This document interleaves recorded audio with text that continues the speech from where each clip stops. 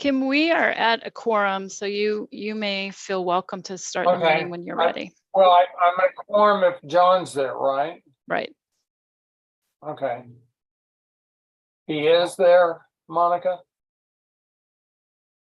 Okay, well, kind of waiting to see him, Melissa. Okay, we need proof of life from John. There he is. All right, John. All right, well, welcome everyone to the special meeting of the cabinet. Thank you all for giving your time today for some fun things. I mean, it's fun to think about awarding $43.5 million worth of grants for childcare in Kansas. And we certainly are grateful for all the state agencies that work to pull these pieces together into this program and for the support of the Patterson Family Foundation. So, Melissa, I think we don't have we're not doing minutes or anything. So if you and Lucas want to begin an explanation of this, we'll move right into it. Thank you so much, Kim, and thank you to the members of the cabinet that made time today for this very special meeting. Kim is right. We have engaged in a lot of collaborative effort over the last 6 weeks since the RFP closed, and we are incredibly excited about the slate that we are about to roll out and discuss with all of you today. This represents a really unique opportunity for Kansas to accelerate the growth in available slots for children in licensed childcare across our state. So the purpose of the Childcare Capacity Accelerator is exactly that. The RFP outlined our goal that criteria and fundamental eligibility is, are you creating new slots for children in Kansas? So we started this effort, gosh, it's a year and a half, maybe even almost 2 years ago that we began thinking about a project of this scope and scale. Certainly during the pandemic, as programs struggled to keep doors open and things unfolded, the federal government made funding available in a number of different forms, and there were several opportunities along the way to think about how we support childcare moving forward, not just in the here and now in that crisis moment, but how do we recover and move forward and build strength in our system. This particular funding opportunity is it's complex on the backside in that we are braiding together multiple funding sources to complete the total funding for the projects. The big piece of this and the wonderful opportunity is that we have $20 million that we the cabinet were designated to manage in this process by ultimately the State Finance Council voted to move that $20 million to our management and administration. But it was a process that started through what is known as SPARK, the committee that was created to advise on the use of pandemic relief funds several years ago. And state agencies were invited to submit proposals, as well as a public portal that anyone in the state with an idea was invited to submit to. Through that public listening process, I know the public submission side included $93 million worth of proposals that were specific to the construction of childcare facilities. We dreamed up and planned out this childcare capacity accelerator proposal 2 years ago. And as part of that initial listening process, by the time the invitation came to submit ideas from the agency side, this is essentially the project that we submitted. The idea is that through our work as a cabinet and through the work of the initial pandemic relief funds, we kept bumping into the same hurdle, which is most funding sources do not allow the use of funds to address major construction, major renovation projects. And there's always funder-driven limitations. And we kept hitting these dead ends as we were trying to help childcare providers make upgrades to outdoor spaces, due to the need to get out of enclosed indoor spaces. That logically you would think, well, let's build more outdoor space. And time and again, we ran into roadblocks. We run into all kinds of provisions, even in the private sector. Donor dollars often will say, we'll give you money for this to help you grow your organization, but within that there is limitation that says you cannot use it for construction purposes. So the state fiscal recovery funds included in the American Rescue Plan, that was a fund of discretionary dollars that every state received.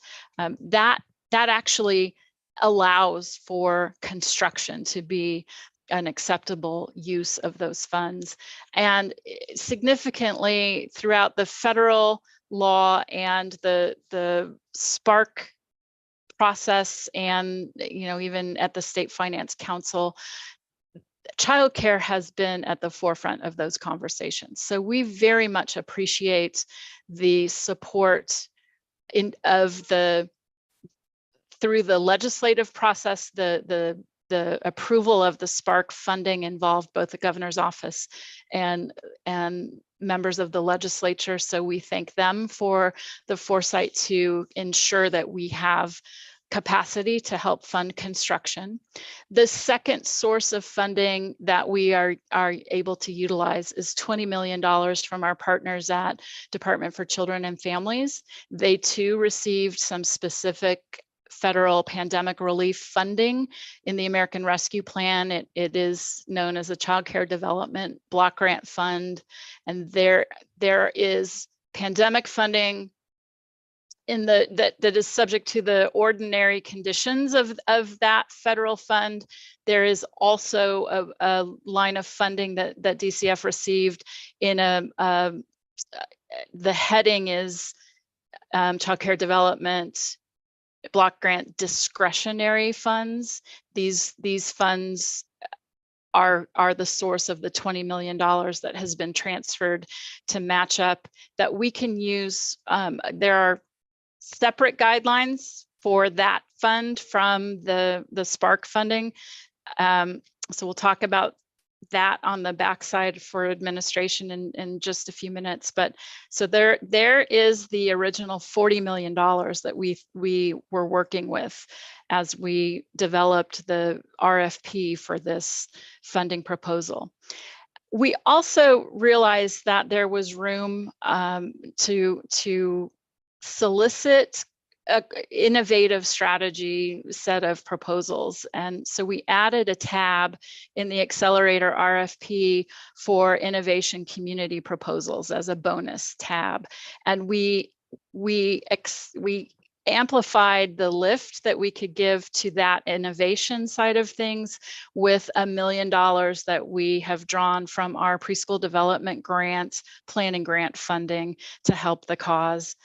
That has its own criteria, so keep that in mind. Now we're at 3 sources of funding. And then through some very intentional efforts that Lucas Neese from our team has been engaged in throughout since he came on board in February, and he is engaged in technical assistance with potential applicants throughout the process. He also has been thinking very creatively about how else to get to financially viable projects. And out of some of that work that he engaged in this week on Wednesday afternoon, the Patterson Family Foundation board met, and they voted to award $2.5 million to further increase capacity in a collaboration with their foundation vision. They are a family-led foundation extending the legacy of Neil and Jeannie Patterson to improve rural communities through healthcare, education, economic opportunity, and beyond. And they are a very strong partner in the childcare space. So they have come in a collaborative way to help us further expand reach. So that is the reason we got that news Wednesday afternoon, and we're able to update the slate ahead of sending it to you. And so apologies that it took until Thursday morning, but it was for the happiest of reasons. So we have some major partnership happening among our state agencies and the communities across the state that submitted these proposals that will be exciting to bring to fruition. Throughout the review process, which Lucas will go into in great detail, what I would like to emphasize is the work that we did with DCF, with KDHE, KSDE, with the Department of Commerce, Child Care Aware. We have a number of partners that we made sure that we vetted potential grant recipients to ensure we're not overlapping and duplicating efforts with programs that provide funding for childcare in other ways. So particularly with Department of Commerce, they have two funding programs. One is the Community Service Tax Credit Program, and one is the Community Development Block Grant with a set aside for childcare projects. The Community Service Tax Credit Program can be an enhancer. It allows local fundraising, and it's a tax credit package that can help induce donors to give. That's not so much of the duplication area as wanting to make sure we weren't proposing awarding grants to programs that applied to both just in case they only got one and end up getting both, and then therefore we might be duplicating effort. So it's work like that that we did to ensure that we are making the most of the funding we have to give in multiple state agency projects. So I feel really confident in the way that we have been able to partner with our agencies. I mentioned the 4 different funding sources. Each has its own set of criteria. So there will be some intensive work done with award recipients to ensure that there is very clear understanding for each strand of funding that might be part of the award that they're receiving. And we are working, KSDE Fiscal has been a good partner in helping us think through how we ensure the suite of documents and invoices and all the templates that have to be created are as streamlined as possible while also meeting compliance standards. So we've been working on that as we begin to think about implementing the slate of awards once you guys have approved it. And then, you know, we've been making an effort throughout the process with regard to awareness of the Accelerator opportunity. We began publicizing this publicly the moment that we were given the green light to go. We had to have our project process documents approved by the Office of Recovery to ensure we were in compliance with overall federal guidelines. So along the way, we've had checkpoints on our proposal and work. And then we also had an obligation to those members of the general public that had submitted ideas to the public portal for Spark. The first step in our process was to do outreach to communicate and ensure they were aware that this was happening. And then we did our public awareness campaign. If you could go to the next slide, Lindsay. This, I just want to refresh the cabinet. This is a map we did in December of 2021, mapping the child care deserts across the state of Kansas. So we have not done an overlay of project awards, but I want you to see this is one of the considerations top of mind is, are we able to provide support in areas that have demonstrated need? And I think I'm proud of the work that has been done to make sure that we are deploying resources strategically across Kansas geography, across as many communities as we can afford to give. That said, there's room to grow. There are plenty we have plenty of projects on the list that didn't make the cut today, and we will continue to make every effort to bring creative solutions to the needs at hand. If you could go to the next slide, Lindsay. A reminder, the purpose of the Child Care Accelerator package of funding is to support community-driven approaches to addressing child care need locally. We get to fund new construction, major renovation, and expansion of existing buildings. That's the physical spaces that we're seeking to expand capacity in, and then the funding to launch operational support and sustainable solutions. The sole, like the number one criteria is, are you able to create additional slots for kids in programs that align with the health and safety requirements, and sustain those moving forward? So you can see the outcomes in the box on the right that we're looking for: the increasing number of facilities, increasing number of slots, better ratios of available care in communities, and recruitment and retention of the providers who we need to serve as staff in these programs. Next slide. I wanted to take a moment to talk about the innovation communities.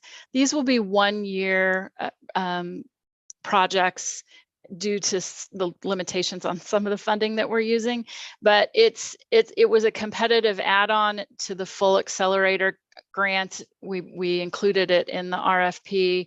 It's specifically designed to pilot approaches. It includes, I'm excited to see among the projects that we are proposing funding, strategies like creating substitute pools in communities, advancing training opportunities, providing workforce incentives and wage supports to the profession,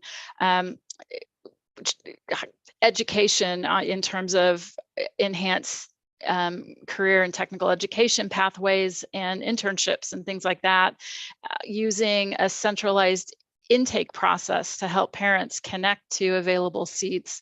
There's any number of really cool strategies in the innovation communities that we are really excited to pilot. Child Care Plus models are programs that are co-located with other community services. So I think you'll see a lot of we're excited at what we can learn from helping fund some of these approaches. So I'm going to stop here. I can pause for some questions before I turn it over to Lucas, if anyone wants any clarification before you hear the specifics of process and proposals from Lucas Neese on our staff. Hey, Melissa. Yes. Hi, this is Terry. Just for quick clarification, on your slide where you had the areas and you said the desert, and then you had the tract in the corner, that's your definition of desert, right? Yeah, it is. It's the official definition is a census tract that has more than 50 children under the age of 5. that either has no childcare providers or has more than 3 times as many children needing care as licensed slots available. So that is not, that we didn't decide on that definition. That is a national standard. So that is the criteria used. Okay. So yes, good question. Thank you.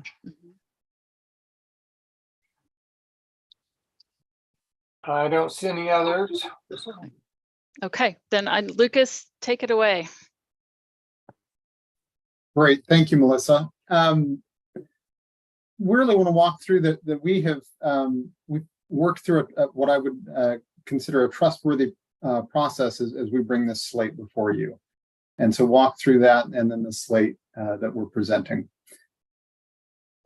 So that process started with a timeline that we've been real clear about from the announcement on my second day at work, where we announced that there would be an opportunity to submit a letter of interest by February 20th. That was useful. It helped to shape the work that we did. It was not a requirement to apply for the grant. The RFP was released then, and the application was open on March 10th. And we had technical assistance webinars. We had 5 of those in between March and April, where we tried really hard to create a space for folks to ask questions and to provide assistance. Together with that, we were also fielding a lot of phone calls, emails. We also had a dedicated web page with a technical assistance portal to help us track that. So folks that actually submitted through the portal, we had 260 requests. We calculated about 91 hours of technical assistance time across our team. We have an online FAQ document that we updated several times. We had 77 questions that we answered on that document. We tried to help, as folks ask questions, tried to help them think through their project and provide really specific assistance. We also did some outreach based on the letters of interest or based on questions that were asked during the webinars, where if I or another team member saw an opportunity to help somebody sharpen their plan, we sure tried to do that. We also, the application that because of the different sources of funding and our need to do all of our due diligence and whatnot, it was not an easy application. And so we did our best to provide support. And I want to call out particularly Clayton Gerard over at CPPR for the work that he did in providing technical support. We worked closely with Child Care Aware of Kansas and our Shared Go team to make sure that we were doing everything we could to reach out to communities. And saw a lot of fruit. They've Child Care Aware has stood up the Communities in Action process, and that, I think, as you see the slate, there's as we think about rural versus urban, the CIAs have been very effective in helping rural communities identify and define and make plans around their childcare needs. And that was very evident in the applications.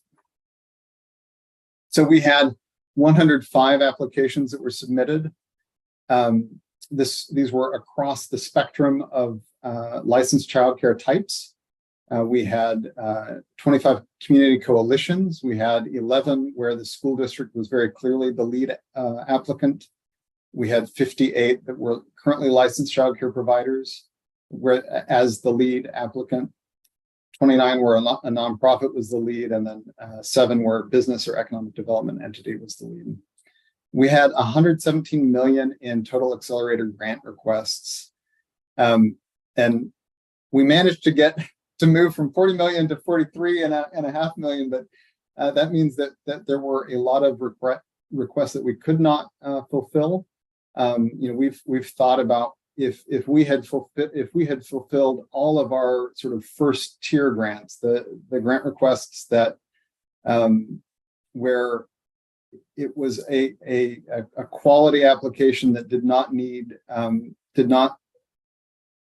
need a lot of technical assistance to provide a sense that it was viable and was fundable today. There's another 26 million in projects. There were 16 applications that would be in that first tier. The total project budgets, so 170 million in asks to build 225 million, or I say build, to spend 225 million around providing new slots, and 83 of the requests included construction. It's 146 facilities, creating 8,878 new childcare slots. And that's, if you go back and think about the desert map, there's Childcare Aware identifies a need for 80,000 childcare slots. So 10% of the need was applied for in a process that only spanned 60 days. And we know that there are projects that, that in 6 months would be ready to have applied and had a successful application, where they're, they were not able to define their project at this point because they haven't been working with an architect long enough, or they don't have the match put together yet. So this is really just a snapshot of the need in here this spring. And then there were 40 innovation community add-on proposals with a total of 7 million in requests. So we had a 3-tier process for going through applications once they were received. We had a first view within our project team to screen for eligibility and completeness of application. We kept all the applications in our pool, but we just wanted to know as we watched applications come through our process, were they complete? And then we were, some of those were incomplete in a way that it was obvious that, something in their application maybe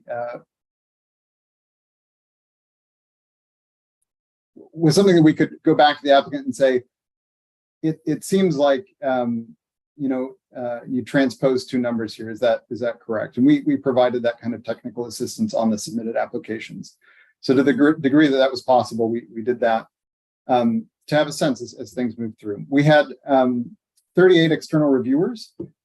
These were folks from other state agencies, KDHE, DCF, Commerce. It was folks from construction industry, from the childcare systems world, and then community development partners. And then it came back into the project team where we worked to understand the viability of each application, particularly with a view to is partial funding a possibility for these projects. We were intent on geographic diversity, and then also geographic diversity and mapping to population also, and then a diversity of strategies. We were looking to fund different childcare license types, but also different approaches within those license types. And one of the things that we saw across different size of communities is the idea of providing some sort of a what one of the applicants calls an incubator, but in some of the frontier counties, it's building a duplex where 2 family childcare providers can be side by side in offering childcare. And then in Manhattan, I think it's a 12 unit, but the same approach where it would be a solo provider, 12 solo providers then. The innovation communities add-on was reviewed separately. So the slate before you has 52 total projects, $43,593,294 in total funding. It will add 4,211 total slots if approved, and the total community match that is in these applications. So this is just the slate that we're recommending for funding is $58,817,713 of, and that's private industry coming to the table. That's philanthropic dollars. That's also, for many of the projects, it's tuition dollars as well. But it's a whole piece of matching to the dollars that the cabinet board is deciding about today. I'll go through region by region. We do have all the specifics on the individual projects available, but we'll keep it at a higher level unless there's questions. So in the North Central region, we've got 5 total projects, 2.7 million in funding proposed, adding 306 total slots and over $2 million in community match. And here you see the 5 proposals, and we have near full funding on all of these proposals proposed.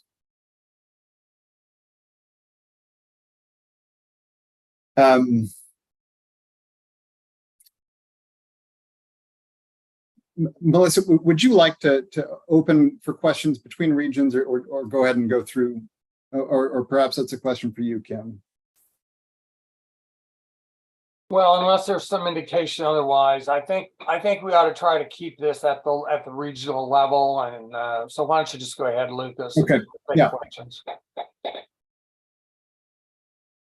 In South Central, so obviously Wichita, but a much larger area, 12 total projects, 12 million in total funding, adding 1,237 total slots, and we have 16 million in total community match.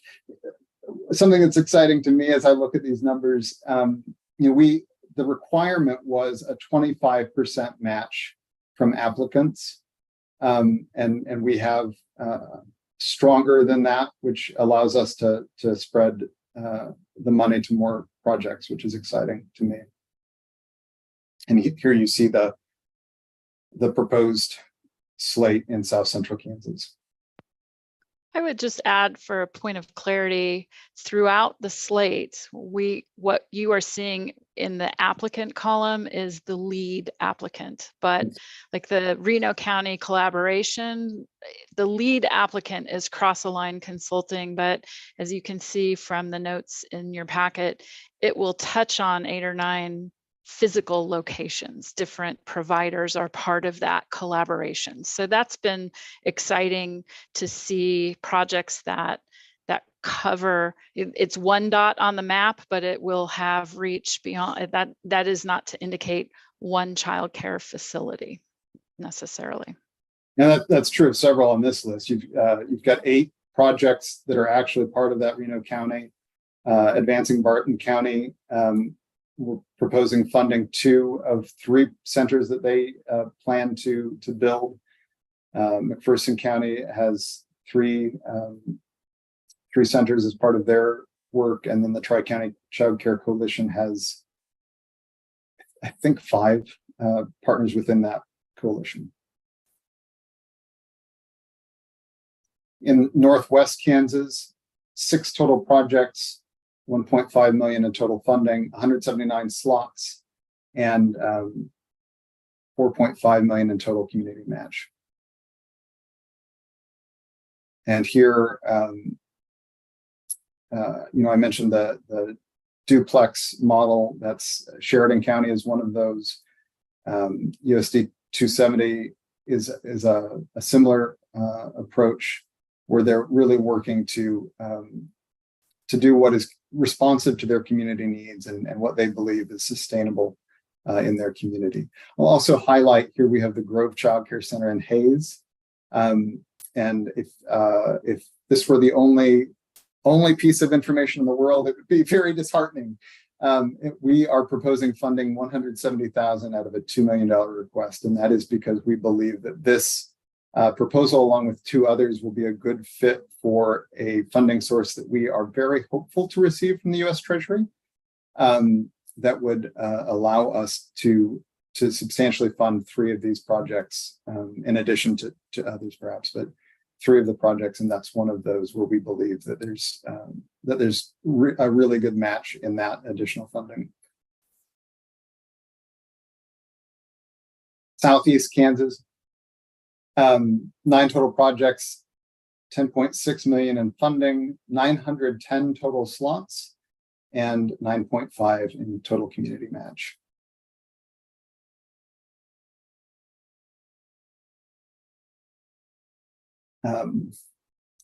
One of these projects that I'd like to call out here, the Sugar Creek Child Care Center, Sugar Creek Packing House.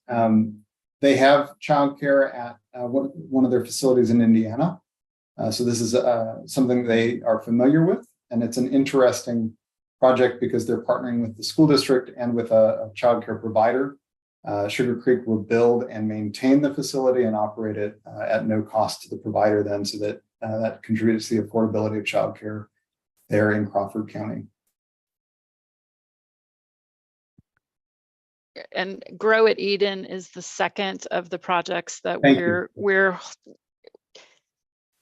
we are in the final phase of the approval process with US Treasury. I do not have a timeline. Necessary to note, we submitted the application in December of 2021, but we have had 3 rounds of clarifying questions, and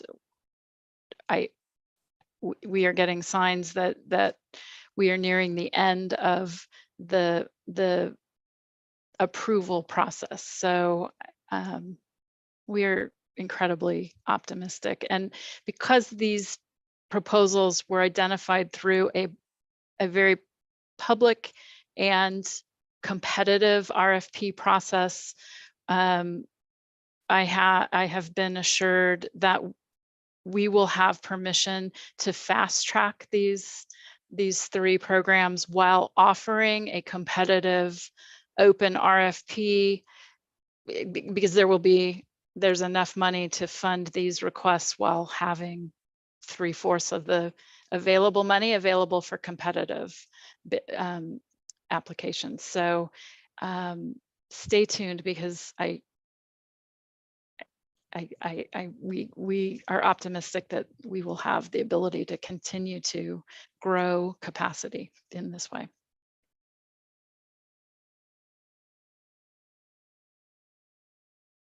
I'm really thankful that you caught that, Melissa, Yeah. because it is very hard to look at when you see a 1.9 million request and the 204 funding. Yeah. That it's really important to say that we're very aware of how we put this together. I see there's a question from Terry Rice.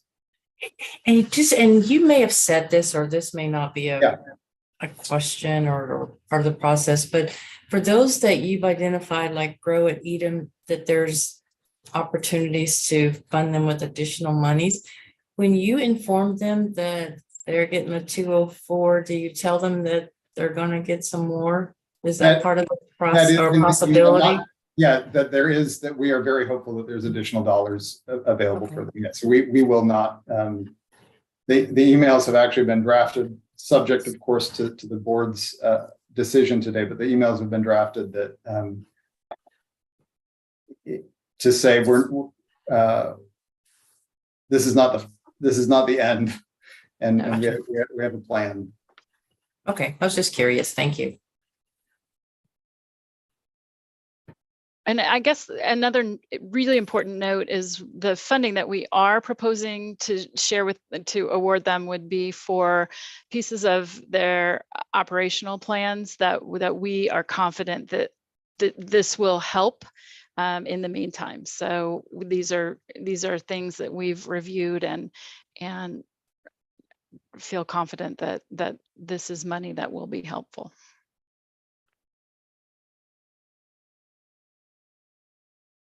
In Southwest Kansas, and this is, lots of work being done in Southwest Kansas to meet the needs there of growing communities, and this particular time window didn't get those projects to a place where they were necessarily Friday, but there is lots of good work being done there, and just want to acknowledge that. What is before you in the slate is 4 projects, 1.7 million in total funding, 179 slots, and there's 2.2 million in total community match for those. We had the fewest number of overall submissions from this region, so we're pleased to offer these recommendations. And some useful information on these. Lift Mineola is an economic development lead, and that is one of those duplex projects where they're making childcare space available for solo operators. Jay's Nest Daycare is would be a small center pilot with KDHE, and we're really excited about that. And Janet Knoll there has been a big part of that small center pilot moving forward. And then the Garden Academy Early Learning Center in Finney County, they have such an interesting model, and this is a new center within their network that's exciting. And then in the Northeast, 12 total projects, 11.8 million in total funding, adding 1,478 total slots, and we have 23 million in total community match.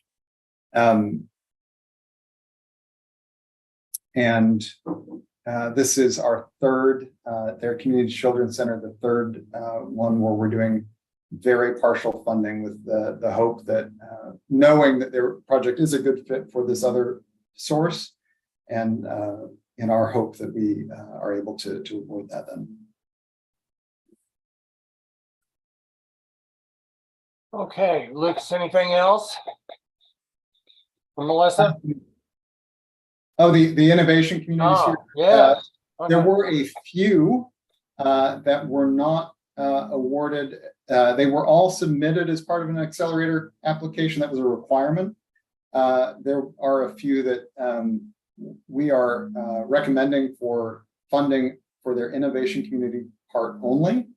And we have done background work to understand that we believe that they'll be able to achieve and participate in the innovation communities with that funding alone.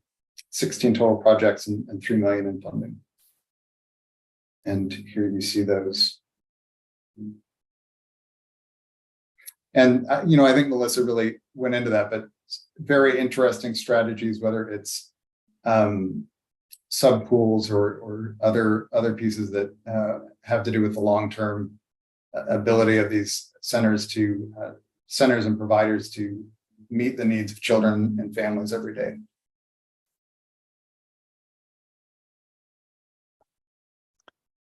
And here we just come back to this map, which is the slate, 52 total projects, $43,593,294 in total funding, adding 4,211 total slots. So Kim, I think we can open it up to board discussion and any questions that you all have. Okay. Thank you, Lucas. Thank you. Are there questions? Yes, thanks, Lucas. Certainly major effort by the number of grant applications and braided or funding that's involved here. Are we staffed up to administer these grants and provide the special I guess I don't know what term you use, but the monthly meetings and the coaching, and I think most critically reporting and evaluation out of these innovation sites? We are, and thank you for addressing that question, Kim. We really didn't touch on this, and we should have. Yes, we definitely took a look at the scope and magnitude of the work that administering such a complex fund will involve, and that is why we hired Lucas to come on board as our federal project manager. So this is a slate of grantees that Lucas will be the point person for the cabinet staff. We have other members of our staff will be able to help support administratively. We've worked with KSDE Fiscal, our fiscal agent. They know to expect what's coming and have been really good partners in thinking through how to organize the admin side of this to be able to weave it into existing workload seamlessly. And then in terms of evaluation, this will be part of the scope of work for our team from KU CPPPR. They do incredible work, and we are applying many of the same principles that we use in our everyday approach to things. These are obviously projects being built. We can't use the Common Measures Initiative, but our accountability process will be part of the overall approach to things. I want to note that the 20 million in Spark funds from the federal side have an allowable amount equaling 5% of those funds that can be used for administration of the funding. And originally we went into this thinking, all right, we have 19 million to give to construction projects with that funding.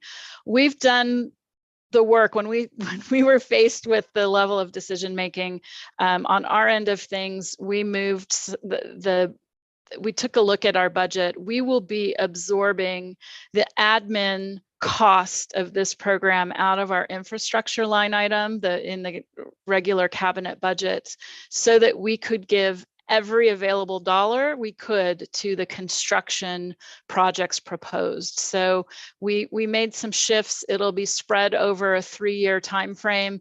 We can absorb the evaluation work. We can address with some amendments to the agreements in place. We can fund Lucas as part of cabinet staff. Originally the intent was to defray some of those costs out of the funding itself, but it makes better sense to put that out into the community and manage it that way, giving every dollar we can to the construction side of the requests. So thank you for asking that important question. Okay, let's see if there are other questions.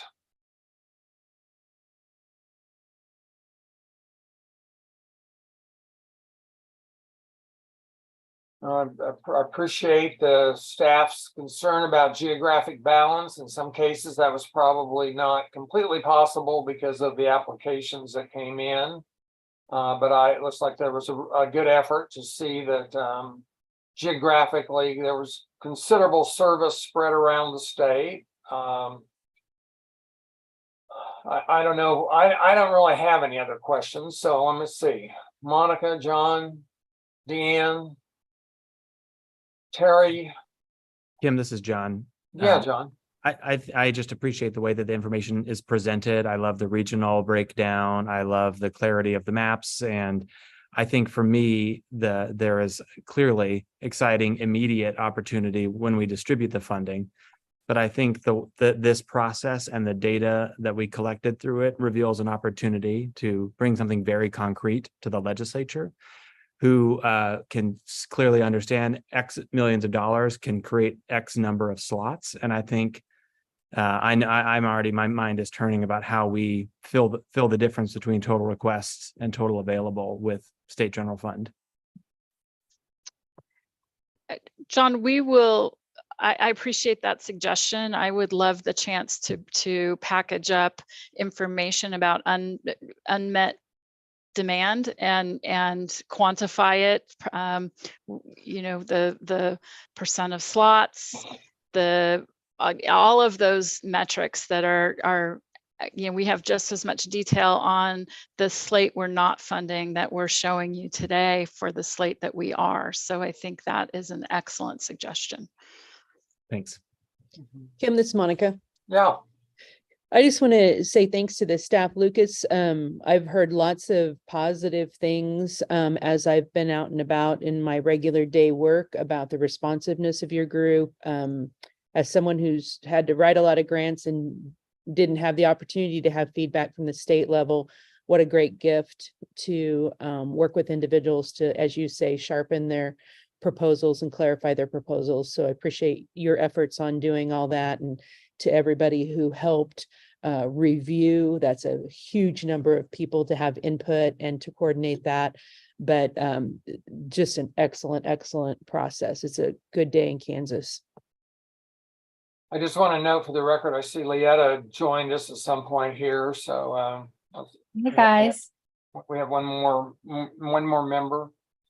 Leetta, we're kind of at a point of any kind of questions or comments we want to make in response to staff's presentation or the materials. Yes, I've listened to the whole presentation. I'm just blown away and thrilled to be in the position that we are, to have so much to choose from. I mean, think about if it were flipped and we had funding without opportunity.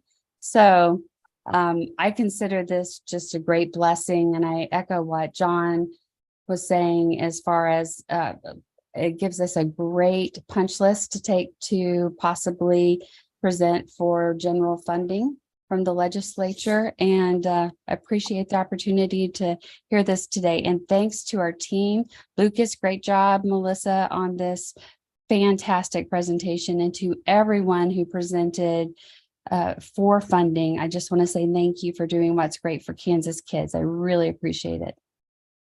Thank you, Leanna. I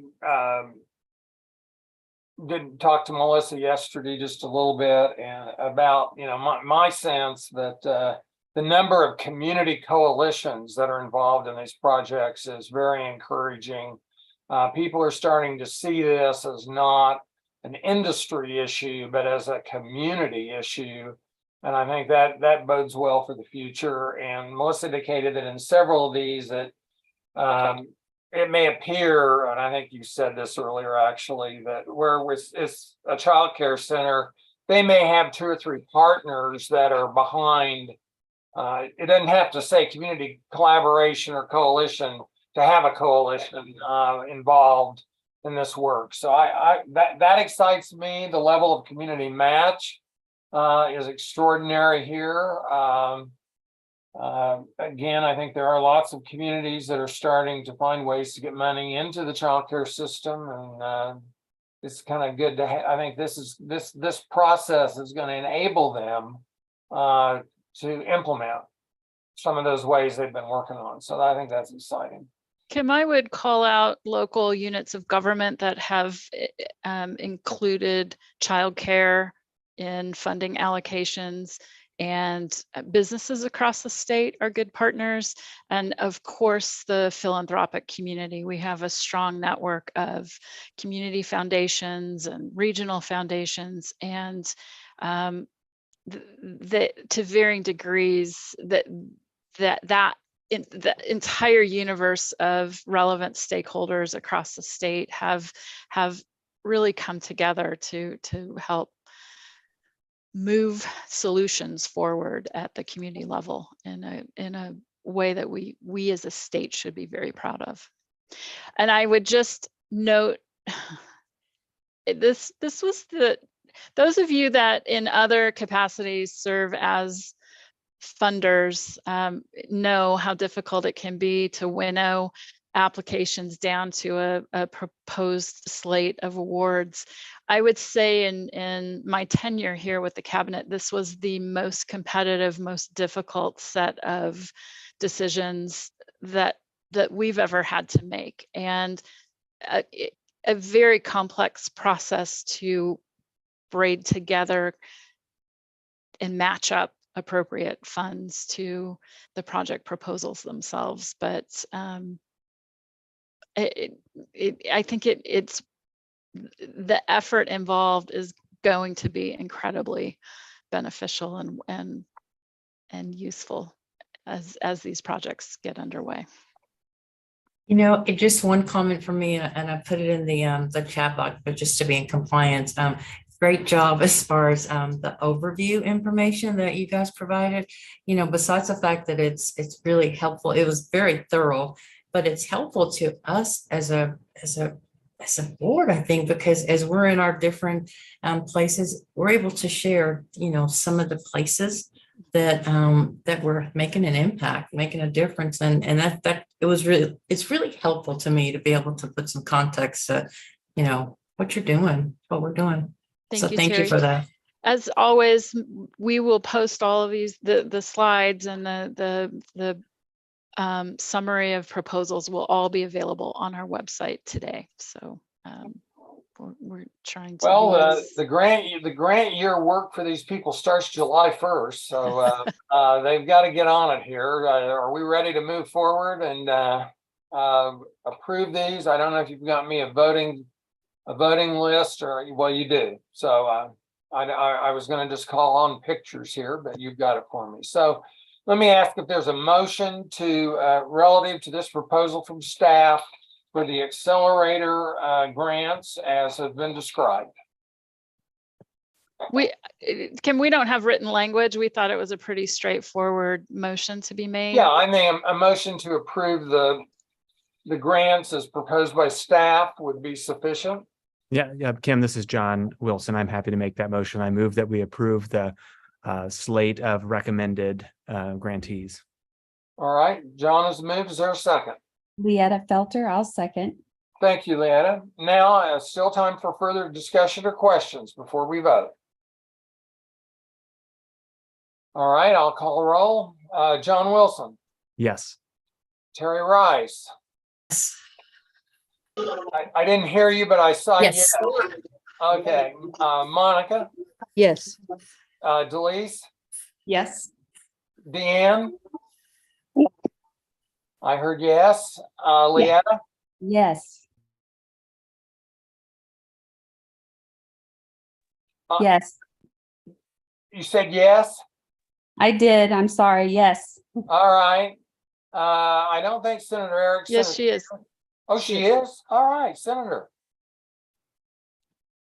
Yes. All right. I apologize. On my screen, it just said iPhone. I didn't recognize you. And I will vote yes as well. All right. Well, great work, exciting things in process. Melissa or Lucas, any final comments? I want to thank the teams of reviewers, the staff members involved, the folks who took the time to apply, and just offer my sincere gratitude for all of the work and creative thinking and research and all of the effort that went into where we are today. And let those who were awarded know we will be reaching out and working with you to there will be paperwork to complete and a process to get us to the place where you are eligible to begin spending. And to the slate of programs coming away disappointed today, we will not forget you, and we are working as hard as we can to continue to connect to sources of funding that can help further your work and achieve your goals. So that and thank you to the Cabinet Board for supporting the decision today. Okay. Anything else? Anybody? Well, if I could just have a moment of personal privilege here. I made a decision a few weeks ago not to seek reappointment to the cabinet. I felt that it was really time to pull back. I have a couple of nonprofits where I need to spend significant energy. I have a little bit of consulting. In my retirement, I've really tried to give preference to church and family. And my neighbors want those weeds out of my garden right away. So all in all, I felt it was sort of time to pull back and just say this has been a great experience. I've certainly learned a lot, certainly learned more than I've been able to share. I appreciate the governor's confidence in appointing me to begin with. And I want to thank especially to begin with the cabinet members. You haven't been a very unruly group at all to work with. In fact, I've sensed collegiality and a sense of passion and purpose in all of you for the children of Kansas, and that's great. And then I want to extend my thanks, especially to Melissa for being, we kind of started this as partners in this work, and it's been a pleasure to be in that partnership. And then I need to thank Dioga and Amy and all the staff for putting up with me. I expect Dioga will be relieved to not have my nitpicky comments about the minutes coming in anymore. But anyway, it's been a pleasure. It's important work. I think you're setting a great direction, and thank you for the opportunity. So unless we have a special meeting before July 1st, this is my last meeting with you. And again, thank you for this opportunity. Oh, Kim, thank you, Kim, for your service. This is Leetta. Thank you. Well, Kim you're welcome. Kim Moore, you're a good human. You're a good human and a good Kansan. Thanks for leading us. Well, it's been my pleasure. Thanks, Good. Mom. John. Yeah. All right. Well, you're going to have some cabinet meetings on August 4th, October 6th, and December 1st. And unless there are other announcements, I would entertain a motion for adjournment. Monica, so moved. Moved and seconded. All in favor, say aye. Aye. Aye. All right. We are adjourned. Thank you all. Thank you. Bye. Bye. Thank you, Ken. You're welcome.